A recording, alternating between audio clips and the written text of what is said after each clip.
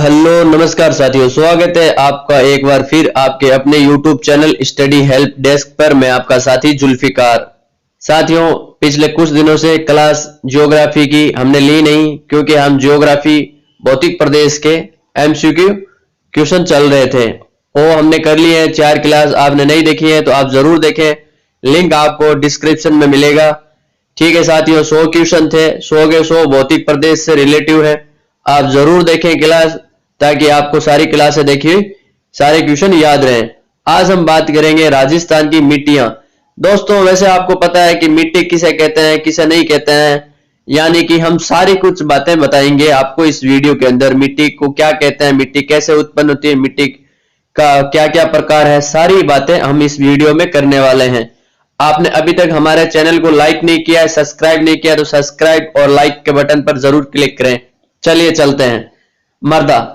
देखिए साथियों, मृदा यानी कि मिट्टी का जो अध्ययन है उसको पेडोलॉजी कहा जाता है, और चट्टानों का अध्ययन को पेट्रोलॉजी कहा जाता है। मृदा जो शब्द की जो उत्पत्ति है वो लैटिन भाषा के सोल्ट शब्द से होती है, जिसका अर्थ होता है फर्श। मृदा की जो परिभाषा है वो इस प्रकार है: रमन के अनुसार धरातल के ऊपर का वह भाग जिसका निर्माण चट्टानों, यानी कि बड़ी बड़ी आपने चट्टानें देखी है, चट्टानों जब तोड़ते हैं तब क्या होता है कि बारीक मिट्टी और उससे टूटे टुकड़े जब नीचे गिर जाते हैं जमीन पे, जब वो बिखर जाती है तो वो एक मृदा का रूप लेती है। जीव जंतुओं द्वारा भी इसका उत्पादन होता है। विश्व का जो मृदा दिवस है वो 5 सितंबर को मनाया जाता है। ये आपको ध्यान रखना है, इस पर कई बार परीक्षाओं में क्वेश्चन पूछा गया है। फिर हम आगे बात करते हैं। भारतीय मृदा का अध्ययन करने वाला प्रथम जो भारतीय भूगोलवेत्ता थे वो डीके वाडिया, जिन्होंने सर्वप्रथम मिट्टियों का अध्ययन किया। राजस्थान में मिट्टी की उपजाऊपन की जो क्षमता है साथियों, जैसे कि आप देखोगे पूर्व और पश्चिम, जैसे कि आपको दिखाई दे रहा होगा। राजस्थान का नक्शा देखोगे या आप भौगोलिक स्थिति या आपने देसी हिसाब से भी आप देखोगे तो हमारे जो यहाँ पे रेगिस्तान, जैसे इस बड़े जिलों के अंदर रेगिस्तान है, तो रेगिस्तान के अंदर क्या है, बालू का जो मिट्टी होता है वो कण होते हैं बड़े। ठीक है, और आप धीरे धीरे जयपुर, अलवर, पूर्व की साइड जाओगे तो वहां पे आपको कण देखने को मिलेंगे, छोटे छोटे बारीक कण देखने को मिलेंगे, और वहां की जो उपजाऊ क्षमता है वो अधिक होती है पश्चिम की साइड से ज्यादा। तो राजस्थान में मिट्टी के कणों का आकार पश्चिम से पूर्व की ओर घटता है। ठीक है, जैसे कि मैंने आपको बताया कि बालू का जो कण होता है वो बड़ा होता है। ठीक है, और नदियों द्वारा जो लाई गई मिट्टी होती है उनका कण होता है छोटा पूर्व की ओर। ये आपको देखने को मिलेगा। राजस्थान में भूमि उपयोग पश्चिम से पूर्व की ओर बढ़ता है। राजस्थान में मृदा का जो वर्गीकरण है वो कितने प्रकार का है, कैसे किया गया है, उस पर हम बात कर लेते हैं। पहले हम देखते हैं रेतीली मिट्टी। पश्चिमी जो मरुस्थल है लगभग आपको देखने को मिलेगा, इस जो विस्तार है 12 जिले, और अब तो बढ़ के 14 जिलों तक मरुस्थल का विस्तार फैल चुका है।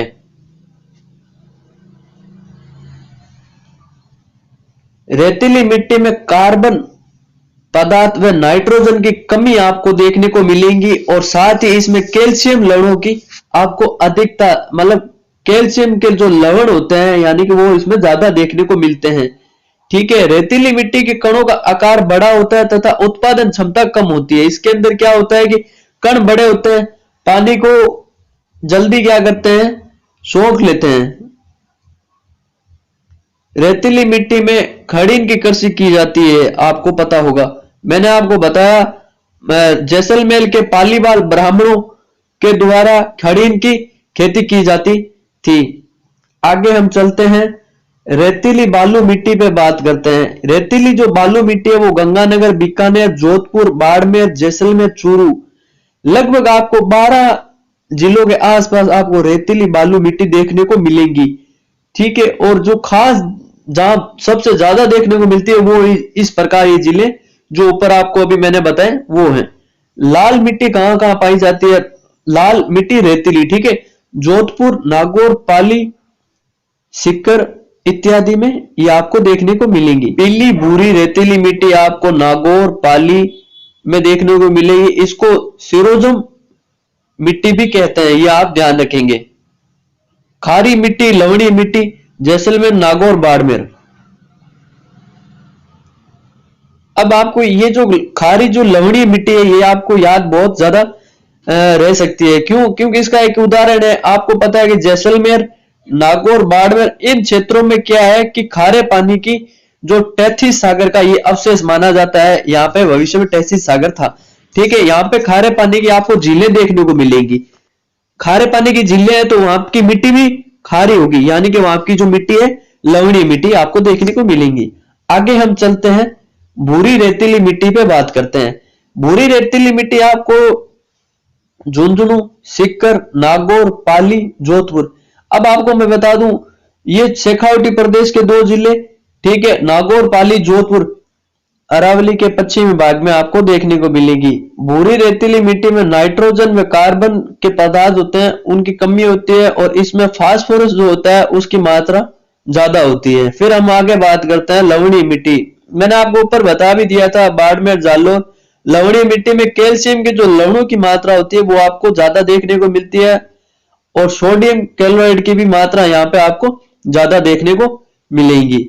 अब हम बात कर लेते हैं जालोर मिट्टी। आपको पता है कि सबसे उपजाऊ मिट्टी जिसके अंदर सबसे ज्यादा खेती की जाती है जालोर मिट्टी, जिसे कछारी मिट्टी, दामोट मृदा इत्यादि के नाम से जाना जाता है। ये क्या होता है कि अपने जो पूर्वी मैदानी भाग है, नदियों द्वारा लाया गया जो मैदानी भाग है गंगा यमुना द्वारा, ये प्रदेश और गंगानगर और हनुमानगढ़ का क्षेत्र, ठीक है। गंगानगर हनुमानगढ़ में आपको पता है कि गंगानगर के अंदर और हनुमानगढ़ के अंदर गंगनगर और इंदिरा गांधी नहर इनके द्वारा ये मिट्टी लाई जाती है। गग्गर जो प्रदेश है तो वो भी यहाँ पे उपजाऊ क्षेत्र जो नदियों द्वारा लाई गई मिट्टी का बनाया हुआ प्रदेश है।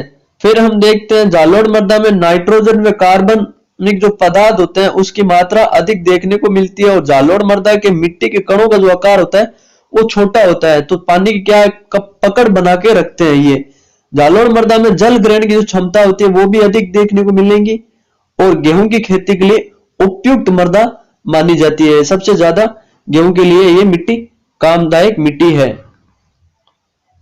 लाल लोमी मिट्टी, लाल लेटराइट मिट्टी क्षेत्र जो है दक्षिण राजस्थान जो है अपना, जिसके अंदर आपको डूंगरपुर, बांसवाड़ा, प्रतापगढ़, चित्तौड़गढ़, उदयपुर इन क्षेत्रों में देखने को मिलेंगी।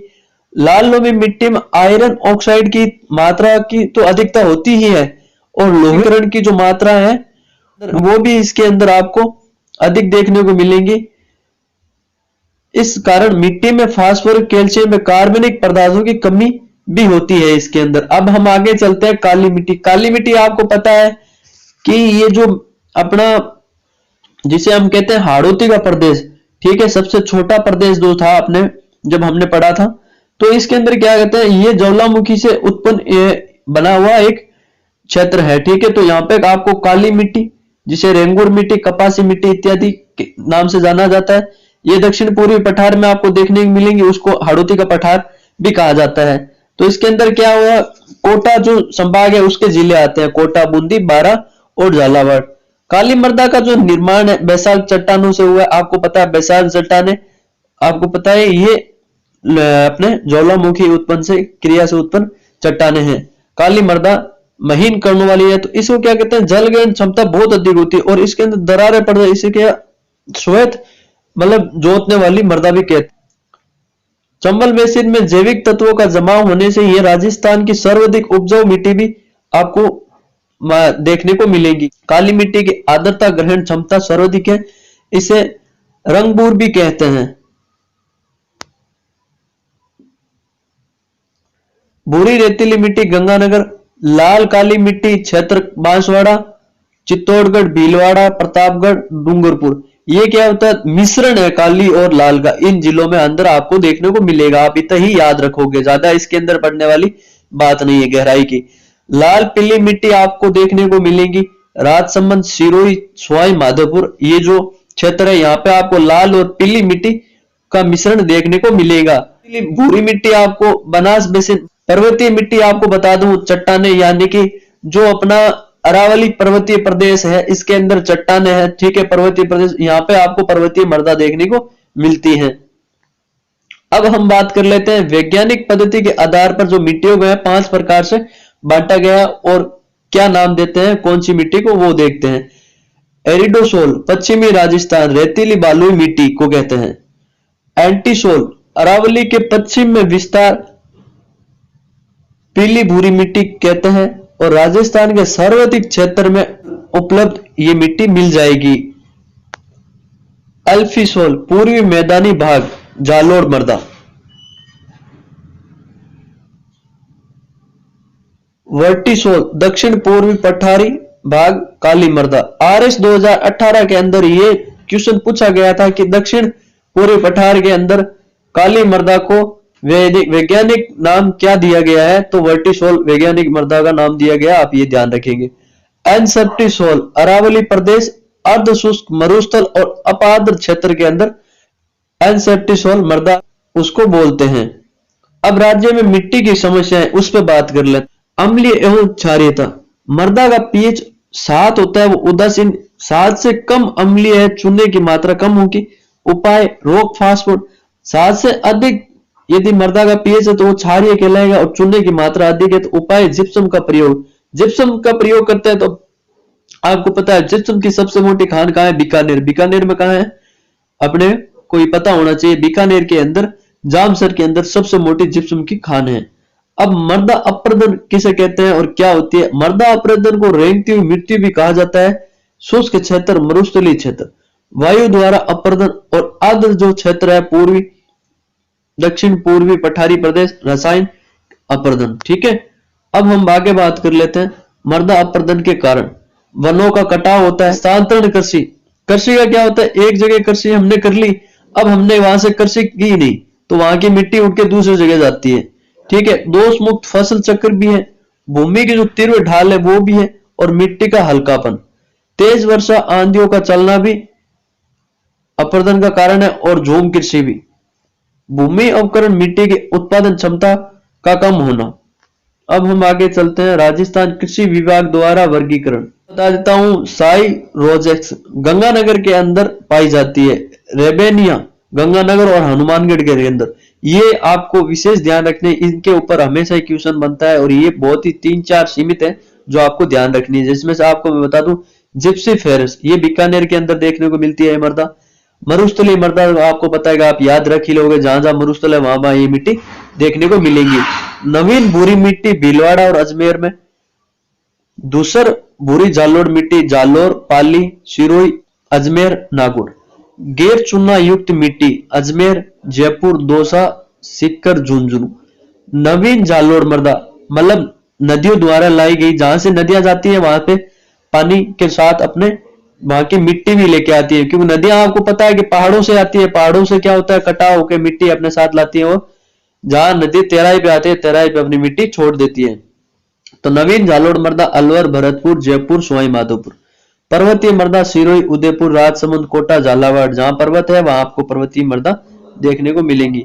लाल लोमी मृदा डूंगरपुर बांसवाड़ा। काली मिट्टी दक्षिण पूर्वी जिले आपको पता है, मैंने बता दिया, कोटा संभाग कोटा बूंदी झालावाड़ और बारा। पीली भूरी मिट्टी उदयपुर चित्तौड़गढ़ भीलवाड़ा अजमेर टोंक जयपुर। बालू का स्तूप युक्त रेतीली जो मिट्टी है बीकानेर जैसलमेर बाड़मेर जालोर के अंदर आपको देखने को मिलेंगी। कैल्सी ब्राउन मरुस्थलीय मिट्टी, ये भी आप नोट लगा के याद रखेंगे, जैसलमेर बीकानेर। नॉन कैल्सिस ब्राउन जयपुर आमेर जयपुर अजमेर अलवर शेखावटी इत्यादि जिलों में आपको देखने को मिलेंगी।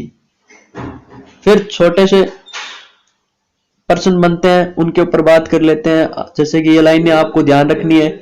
मृदा स्वास्थ्य जो कार्ड है वो 19 फरवरी 2015 को सूरतगढ़ श्री गंगानगर से चालू होता है और मृदा स्वास्थ्य का जो ध्येय वाक्य है स्वच्छ धरा खेत हरा। मृदा स्वास्थ्य कार्ड के तहत मृदा को उपजाऊ बनाने के लिए इस कार्ड के तहत उर्वरकों की उपलब्धता निश्चित की गई। मृदा स्वास्थ्य कार्ड का नवीनीकरण हर 3 वर्ष में होगा, यह आपको ध्यान रखना है। मृदा क्षारीयता प्रशिक्षण संस्था जोधपुर के अंदर है, जिसकी स्थापना 1958 में होती है। सामान्य जो मृदा होती है जिसका प्रशिक्षण है वो जयपुर में होता है। मरुस्थल के अंदर जो वृक्षारोपण एवं अनुसंधान केंद्र है वो जोधपुर के अंदर आपको पता है। ये किसके द्वारा लिया जाता है, आफरी या अकाजरी, ये आप कमेंट करके बताएंगे, फिर मैं आपको इसका सही आंसर बताऊंगा। बंजर भूमि एवं चारागाह विकास बोर्ड की स्थापना 22 दिसंबर 2016 में की गई। साथियों, आज की क्लास यहीं तक, मिट्टियों पे ये छोटी सी क्लास थी। आप जरूर इस क्लास को देखें, पूरी देखें और एक दो बार जरूर देखें ताकि आपको याद रहे। ये क्लास आपके बहुत काम आएगी। धन्यवाद। लाइक करें, कमेंट करें, शेयर करें।